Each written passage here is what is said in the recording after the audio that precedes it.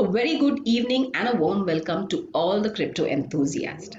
I would like to welcome you all to the land of cryptoverse. I'm Rekha Khan, your host for the webinar, and we have with us Mr. Srivatsa Srinivas Rao, expert on blockchain, joining us for the event today. Today we're going to be covering the topic about blockchain real life use case in agriculture sector.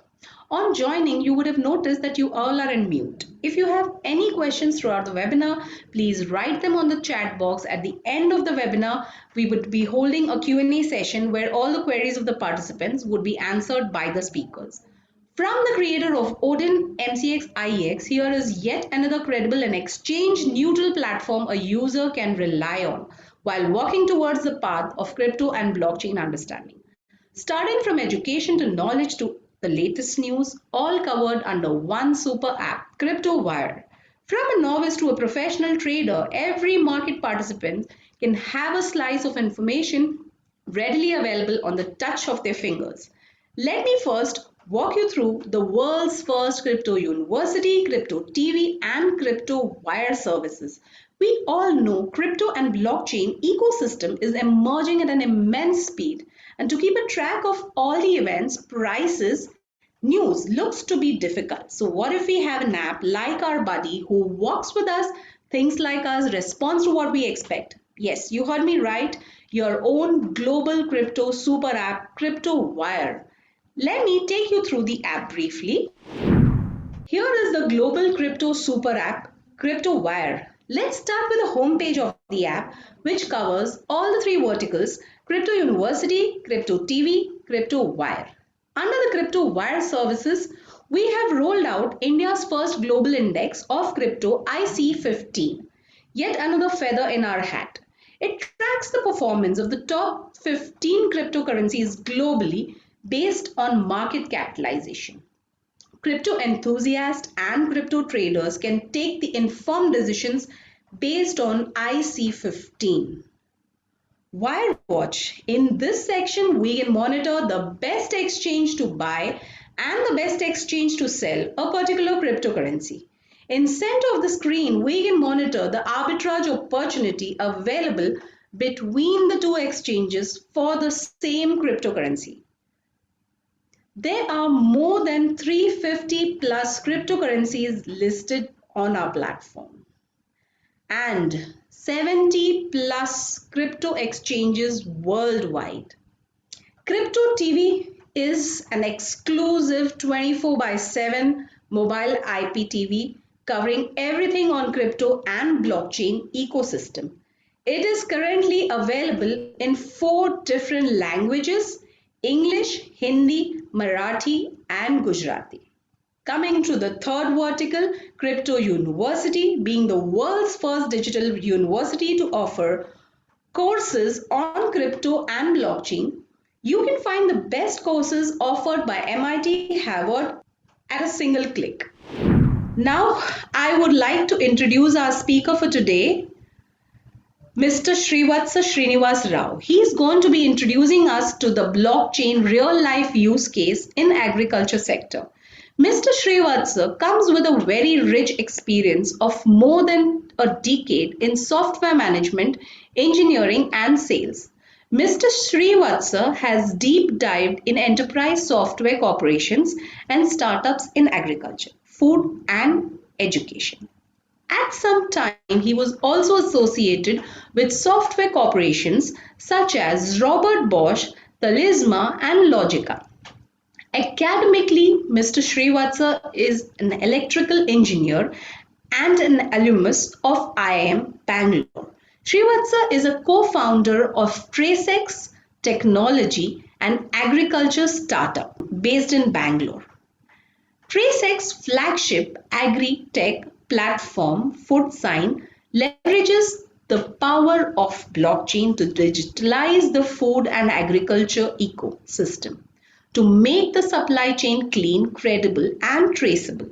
The platform connects multiple participants across the supply chain and helps them securely exchange verifiable and auditable data, leading to mutual trust, accountability, and transparency amongst the participant veterans.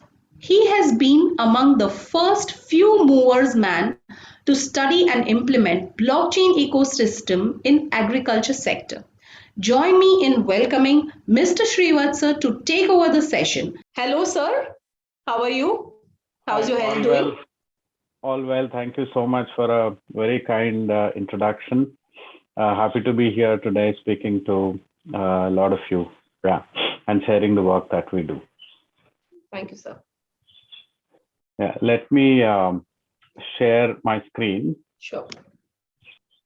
All right. So yeah, so introduction has been done, so I won't spend much time on that. So predominantly, what I would talk about today is a different use case of blockchain. Right? So while crypto is one of the use cases of blockchain, crypto by itself is not a blockchain, but it's one of the use cases of blockchain. So I will give you a slightly different perspective of how blockchain is being leveraged by organizations like us in building a digital footprint for agriculture with an attempt to ensure that food and agriculture ecosystems are made safer, transparent, and traceable. So that's what we are focused on. So to say, TraceX, what we at TraceX are very passionate about building safer food ecosystems. The food safety systems, supply chain compliance systems, auditing systems, and so on and so forth. And we are leveraging blockchain to do that. Why do we think fundamentally blockchain is the right use case? Because the strong use case for blockchain in agriculture is firstly there are several participants that will have to come together in production, processing, and distribution of food, right? And also there is a significant deficit of trust between different participants. Therefore, we think a technology like blockchain will help every participant in the supply chain work towards a more trusted and networked supply chain. So that's essentially what we do. We'll talk more about it as we move along. Yeah, founded by my partner and myself back in September 2019 with a very strong understanding of agriculture.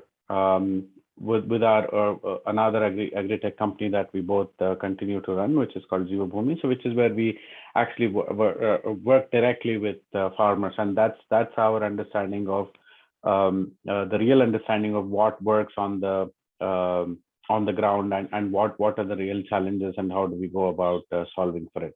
Like I said before, fundamentally we're in the business of solving for transparency in food supply chains, because we understand if you look at it from a consumer standpoint, it's non-negotiable that the brands will have to be transparent about the information they provide to the consumers. It could be just information about a product, or it could be in-depth information about the product or a service that they provide, including the nutrition value, the source information of the food that is produced, the processing information, and so on and so forth. Therefore, sort of brands are evolving their strategy towards building their value proposition based on the ethos of trust, transparency, and traceability. Gone are the days when they would bring a movie star or a sports star and then say, look, these guys are consuming my food, therefore you will have to consume it as well, right? So consumers are more conscious these days. Therefore, the brands are evolving and catching up to that trend. But if you see fundamentally, what are the challenges for anyone to achieve this so easily? Now, it's not that it's difficult, but then it's not easy either, right?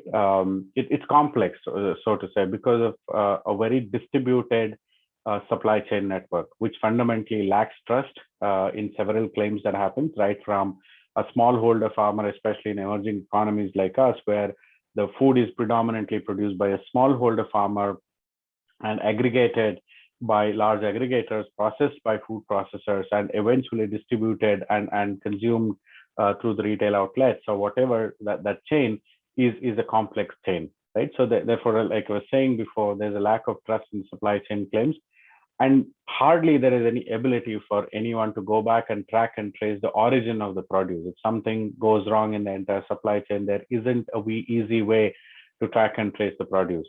Therefore, eventually brands are realizing that they're not very easily able to comply to the quality and food safety compliances that are out there.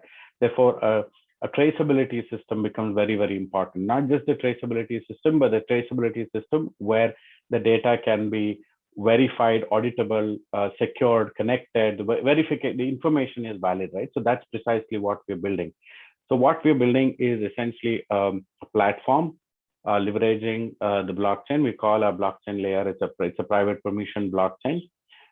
We call that as TraceX Blockchain Network, TBN, which essentially brings multiple entities that are involved in food production, food processing, distribution, and retailing of the food, and of course, the consumption of the food onto a platform in a network fashion, right? And help each one of them extend the boundaries of their supply chain. So traditional supply chain systems, if you see, they're all confined to themselves. An organization has its data confined to itself.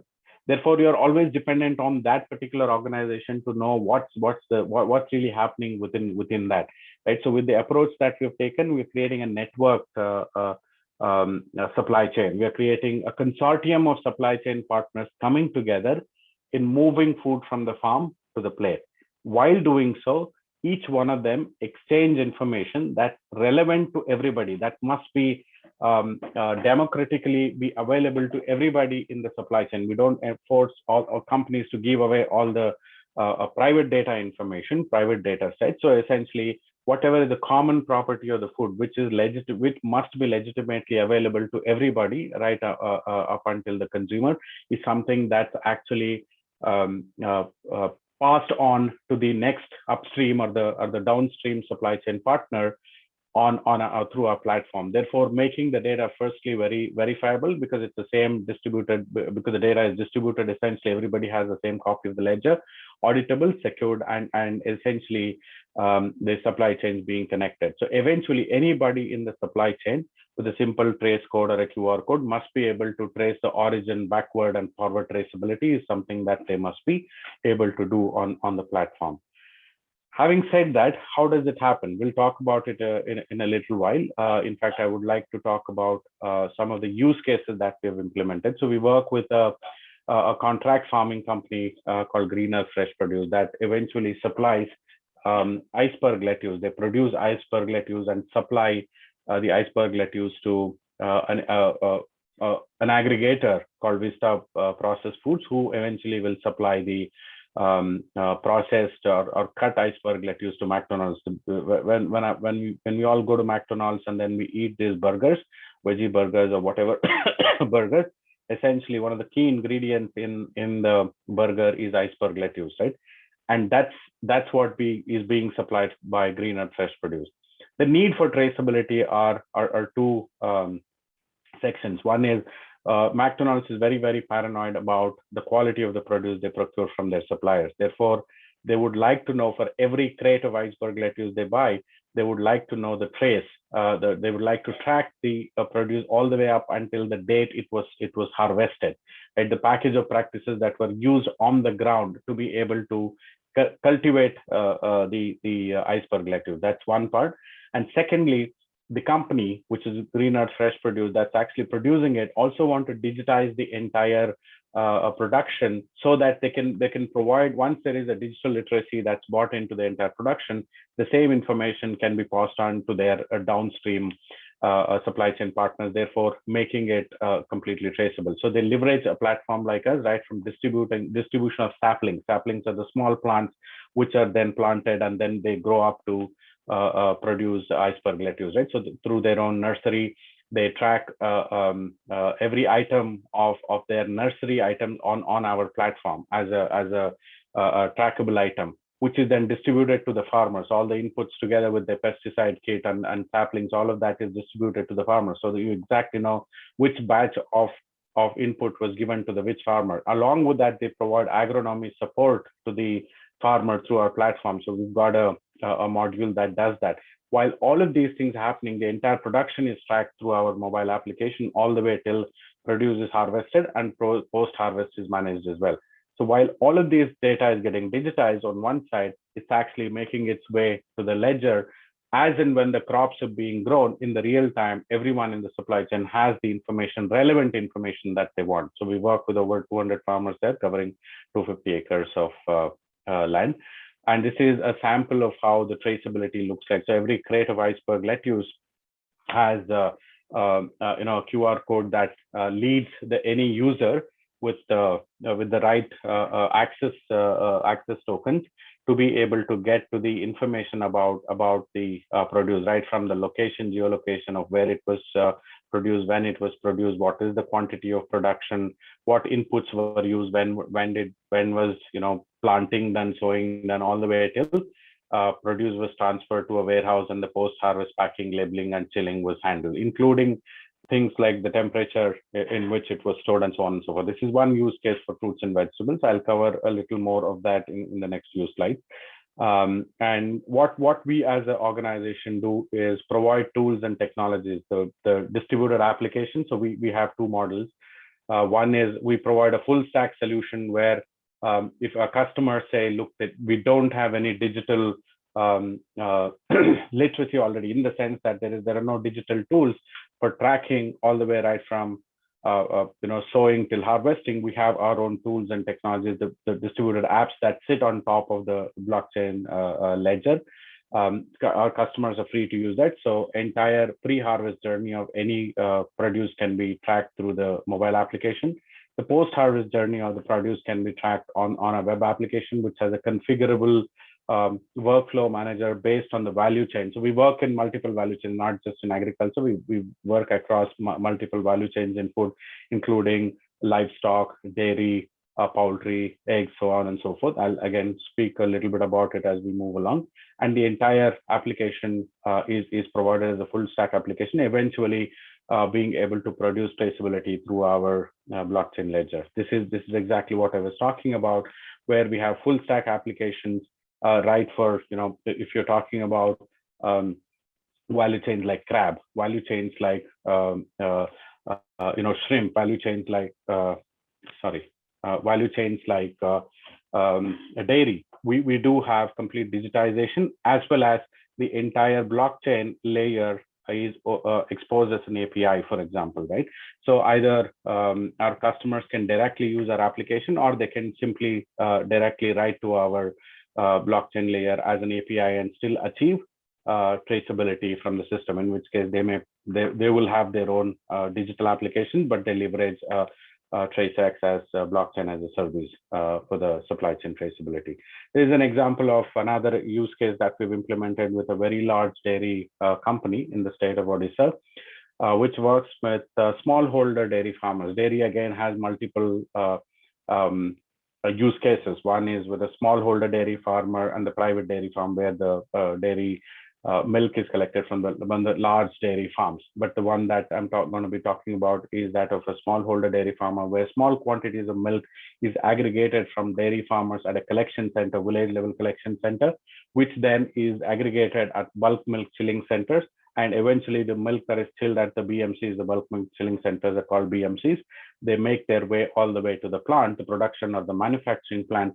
And at the manufacturing plant, using the raw milk, it is processed. The raw milk is processed to produce multiple products, finished products, right? Both semi-finished and finished products. This entire process is tracked on our application. Again, making every packet of milk here leave with, when it gets packed and leave the warehouses of Milk Mantra, it goes with a QR code. If any of you are in, sorry, not the QR code, a trace ID. If any of you are in Bhubaneswar, Cuttack, and Kolkata, if you're buying Milk Mantra milk, you would have seen that in the last 6 months, they actually ship every packet of milk with this QR code.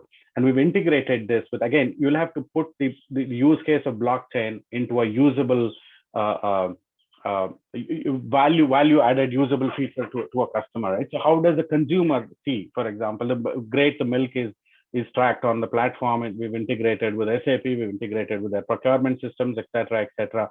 But then how does consumer see it? So where is the value for the consumer, right? So which is exactly where we've integrated our application with the direct to consumer app of Milk Mantra, where there's an option for you to go and look at the origin of your milk.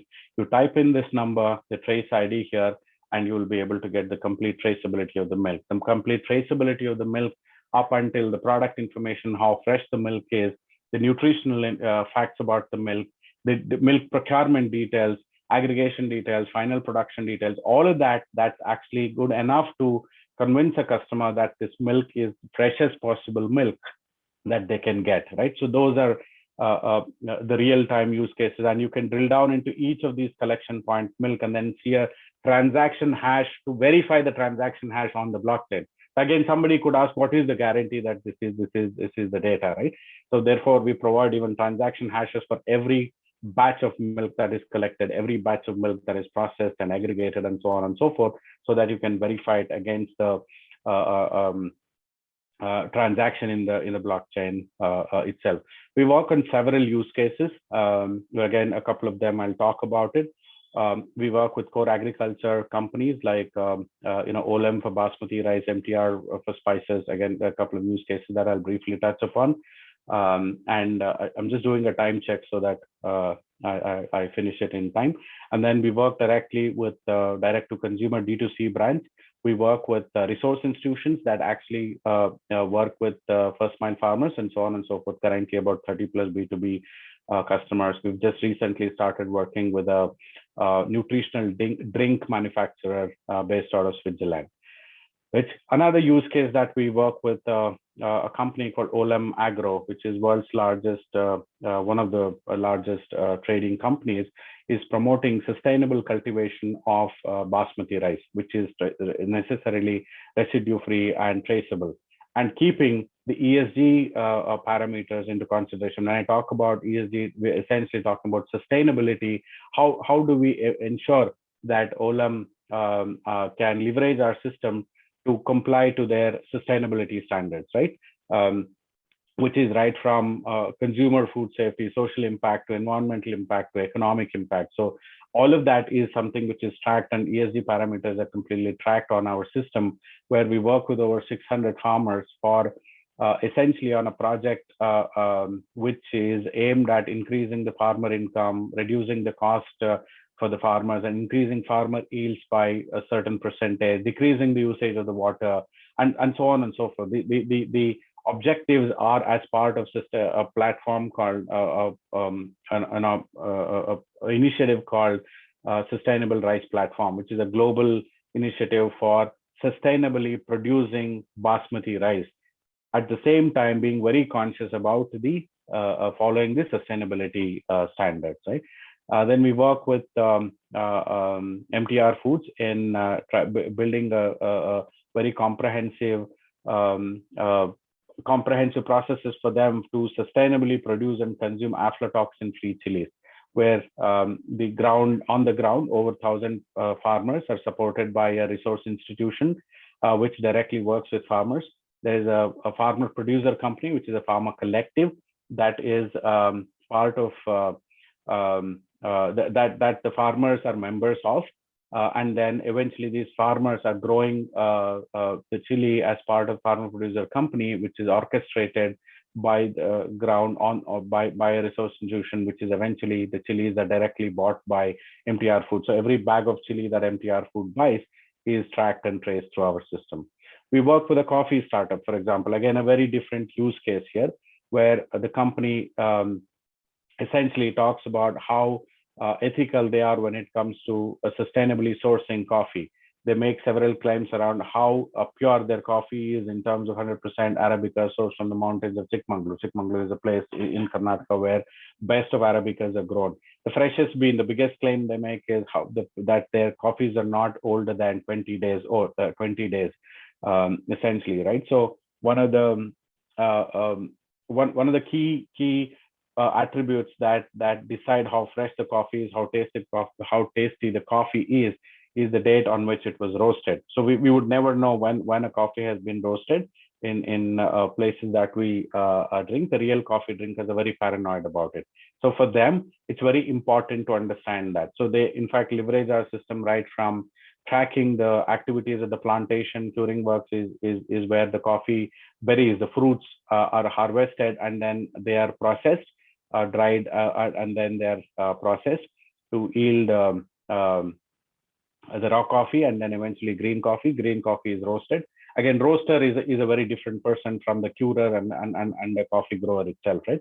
And eventually coffee is served at the cafe, or they ship the roasted coffee beans like this, just like the way you're saying, which has a QR code, which will help the consumers like I and you completely understand the sourcing of the coffee, the blend of the coffee, the tasting notes, the quality. Tasting notes necessarily indicates the quality of the coffee and how fresh the coffee is. Similar, another example, right? That's coffee. I'll talk about a couple of more examples and maybe leave the floor open for questions. Another example is how a brand called Timios that's leveraging our platform to ensure that they are able to communicate key quality parameters to their consumers. Their consumers are young moms. And Timios does baby foods. Their promise to their consumers is the food that they serve is not older than the baby itself, right? They track the entire production on our platform. They don't go up to the farm level. They have their suppliers on our platform who supply the raw materials to them, and they pick up the raw materials and put it through a process. Different products have different processing, all the way up until the final finished good is manufactured and packing and labeled. All of that goes into the blockchain. Eventually, they ship all their monocartons, which are like Cerelac packs, right? So which has the porridges with a trace code or a QR code, when a young mom can use that and essentially check the entire journey of the raw materials to the finished goods. At where was the ragi, for example, in this case, it's a ragi porridge. Where was ragi produced? What were the processings that were done on it?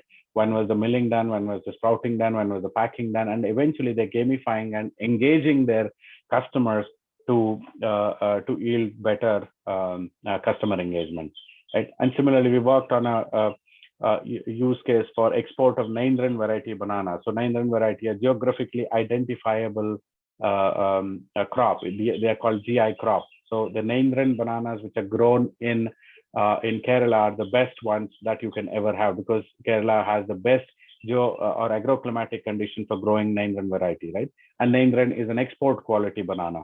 So the entire government of Kerala, we worked with government of Kerala and also an agency called Vegetables and Fruit Promotion Council of Kerala, which is promoted by Department of Agriculture, together with NRCB, which is National Research Center for Banana Cultivation, where the entire cultivation of bananas over 9 months was tracked and traced on our platform.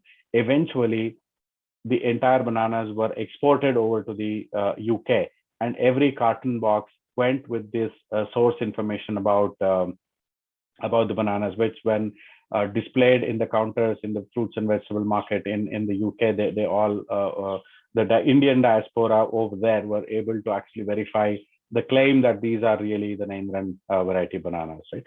Another very important use case, and it's coming up for us in a big way, is traceability of seeds, the agriculture seeds.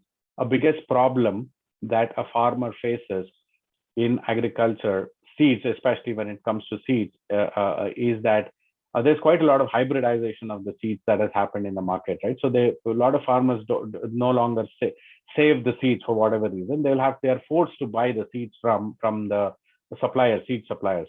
But significant part of more than 65% of the seeds which are produced are privately produced, and a lot of them are mislabeled.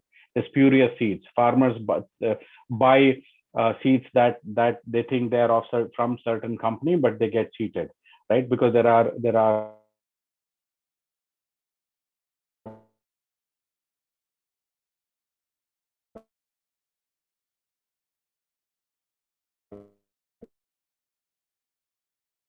crop laws, farmer distress, and so on and so forth. And what makes it complex is that seed has its own supply chain, right? Starting with nuclear seeds to certified seeds, which is good enough for marketing, right? So, and that entire tracking, the progression of seed itself is quite a complex thing. So what we have is again a solution where right from production of nuclear seeds to breeder seed to foundation seed, which is then given to the farmers, seed production farmers, for multiplication, seed multiplication, procurement, seed processing, packing, labeling, up until the time it is sold, the entire seed supply chain is tracked on our platform. So every bag, let's say this is the contract that we have with government of Telangana, where we're working with them currently on cotton and paddy seeds and actually some pulses as well. 6 varieties of paddy and 3 varieties of pulses and cotton seeds. Where every bag, this is an example of paddy, bag of paddy that got shipped in the last season, where every bag was stitched with a certification, a truthfully labeled seed, which was actually powered on our platform, which has a QR code, which will let farmers authenticate, verify the source of the seed. So this is very similar to what a farmer sees when they scan the QR code, right from the name of the product to the date of germination test that was done, the genetic purity of the seeds, the moisture of the seed, the quality of the seed, all of that, including this production of the source seed. That entire seed is traced on our platform. So we've got a very huge project to roll out our product in the state of Telangana. So that's what we are currently doing. Like I said, we work on several value chains. We have use cases in maize. Sorry, we have use cases in tomato. We work with Tata Rail is there. We have use cases in livestock. We have use cases in poultry.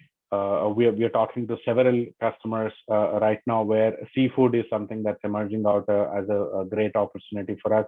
Those are all things that we are trying to cover. Very briefly, this is how the product looks like. This is a snapshot of how the mobile and web application looks like. Obviously, there is no front end to a blockchain, right? So this is a distributed application. Blockchain is underneath the entire application as a ledger.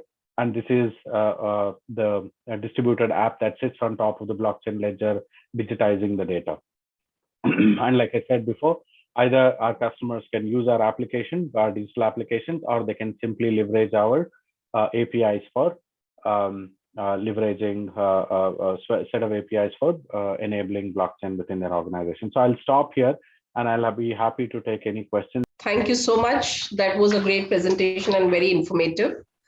I would like to thank Srivatsa sir for taking out time and sharing his views on today's topic. I really appreciate your efforts taken to enlighten us in the world of blockchain and how it can be implemented in the agricultural sector. That was very informative. I would also like to thank all the wonderful audience who have shown interest in learning and making informed decisions before entering the crypto market. I would now request you, sir, to answer a few questions that we've gotten. So there is one question which I've gotten from Mayank. The question is basically, in this blockchain, we can only store numeric or string value, or can we also store documents and PDF files as well? Sure. I mean, you can store everything. I mean, essentially, nobody would want to store the documents and PDF. They typically store the hash of the document and the PDF, so that you can verify when you rehash it. You can verify the original. But otherwise, typically encrypted data is what one would want to store on the blockchain, so that the hash of the encrypted data can always be verified with an off-chain DB. So there are on-chain DB and off-chain DB. So on-chain DB, rather off-chain DB has the data, the actual data, and then your on-chain DB, which is a blockchain database, can have the encrypted information, which is represented through a transaction hash. Okay, and he also wants to know, is there any kind of transaction fees associated with each transaction?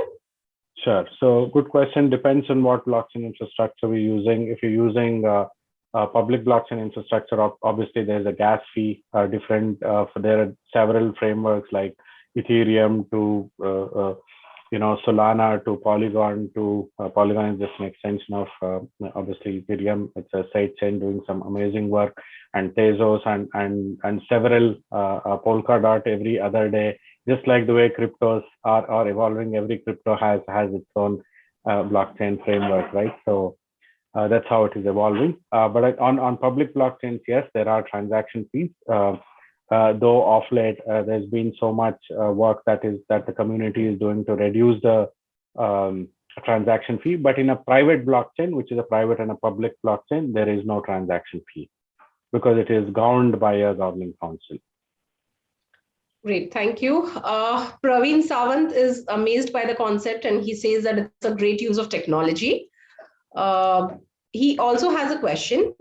How do you foresee use of this technology in hospitality industry where the end consumer is sold organic produce in the form of various menus? Sure. I think the eventual idea is to keep the consumers informed about what's the history of that entire production, right? Whether it is in hospitality industry or any industry for that matter. The idea is how well brands can differentiate themselves by coming across as more trustworthy and a transparent brand. In which case, every product that they sell they should be able to go back and map their supply chain partners to be on a platform like this and eventually achieve traceability for themselves. A lot of times, so many of these brands don't have clue for themselves about their procurement. One is that. Secondly, provide the same information over to the consumers. Great, thank you, sir. We have got a question coming from Renuka. The question is, how do you go about identifying and establishing the feasibility of the use case when you work with your consumers? Sure. When it comes to implementing an application like this, there are several things that need to be taken into consideration. You cannot force fit a technology somewhere, right? Just because there is blockchain doesn't mean that it will solve the problem there. The problem could be of very different nature, right? So at times it probably doesn't make sense to forcefully fit anything. Therefore, what we typically do is look at several aspects of feasibility. One could be, let's say, market feasibility and the value. Is there an appropriate demand from the market to adopt a solution like this? If a brand adopts a solution like this, do they value? Will each participant will have enough incentives for them to be on a network like this? So that do they have a feasible supply chain with them, right? So the consortium of partners. Then the technical feasibility. So putting this together, will it really solve the problem for them? Secondly, how difficult it is to operationalize. Building technology is the easiest part of everything that we talk about in technology these days, right? It's operationalizing technology is the hardest part. So we work with them to identify how can we operationalize it. Then finally, obviously, it comes to financial feasibility. Is it really, do they have products that are premium enough for them to implement a solution like this, right? If the kilo of rice is 55 rupees and your cost of traceability is more than 5, 6 rupees or 10 rupees, it doesn't make any sense, right? So it won't be so much, but it's about building enough feasibility into the use case so that you can leverage it for products that make sense. Sure. Thank you so much, sir. Now I have one more question coming from Mayur. He would like to know, in your product, which blockchain is used? Sure. Is it public blockchain or you've developed a blockchain for the software? It's a private blockchain. We use a Hyperledger Fabric private blockchain is what we use. Of course, it is supported by Linux Foundation. We work closely with the community. We right from the day one, we built it on private blockchain because we are very sensitive to needs of enterprise customers. A lot of them are very about the data. So, thank you, sir. There's one more question which is coming from Zia. How does your solution help in building a networked supply chain? Sure.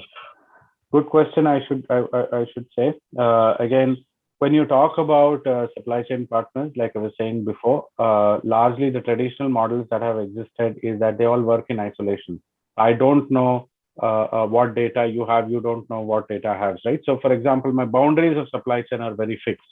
So what we do is the whole idea for us is network the suppliers and buyers and manufacturers and so on and so forth into our platform. So all of them are the common thing that connects them is our blockchain. where everybody is on the blockchain layer and they decide what information they want to give to their upstream and downstream. Therefore, they get networked on a platform like us. Let's say a manufacturer has a supplier, and the manufacturer invites his supplier as a network entity. Now, manufacturer also manufactures goods and sells it to a buyer and a B2B buyer. So B2B buyer is a network entity. B2B buyer may have a retailer. Retailer becomes a network entity. That's how we go about building the connected supply chains. Right. Thank you, sir. We're taking the last two questions. This question is coming from Saloni. Have you come across any use cases for leveraging tokenization? Sure. There are a lot of, while the right use of technology is what is required to be done. Therefore, we have come across, we are working with a customer to solve for the carbon credits, where every carbon credit is represented as a ERC 721 token, which is a NFT essentially, is something that we're working on currently. And also there are a couple of fintech use cases pertaining to credit access to the farmers, access to insurance to the farmers, where you can tokenize the agriculture assets into a token and then allow farmers to establish credibility for that. So one of the things that we are definitely very seriously working on is building a NFT ecosystem for carbon credits trading. Thank you. The last question that we're taking is from Venkat. Venkat would like to know, what are the challenges you have seen in adoption of solutions such as yours? Sir, I briefly touched upon it before. One of the things is operationalizing the technology. A lot of times you do need to have a reasonably good amount of field staff, especially when something is getting digitized on the ground. Sometimes it's there, sometimes it is not there. And also, given that food and agriculture is very new to adoption of technologies like this, I wouldn't generalize it, but agriculture is in a way. It takes longer duration of time for implementing the applications, leveraging and getting the real results out of it. So, and also one of the challenges, how do we enable our customers to invite other participants in the supply chain to come on board so that they can build a consortium of partners is when it will be more useful. Thank you so much, sir. Thanks for taking all the questions and patiently replying to all of them. I would welcome all the crypto enthusiasts to download the CryptoWire app today and be a part of the global learning. We would request all of you to please share your valuable feedbacks on the session. We shall be issuing a participation certificate to all the attendees. Request you to kindly please fill the feedback form to process the same. Thank you so much. Thanks for attending the webinar. We will now be meeting you all in our next webinar, which is on the 19th January. The topic we will be covering for this webinar would be understanding the pulse of the crypto market. We look forward to all your participations. Thank you so much, sir. Thank you all for being a part of this webinar. We really appreciate your time given for the same. Thank you so much, sir. I hope you recover soon. Thank you. Bye-bye. Bye, sir.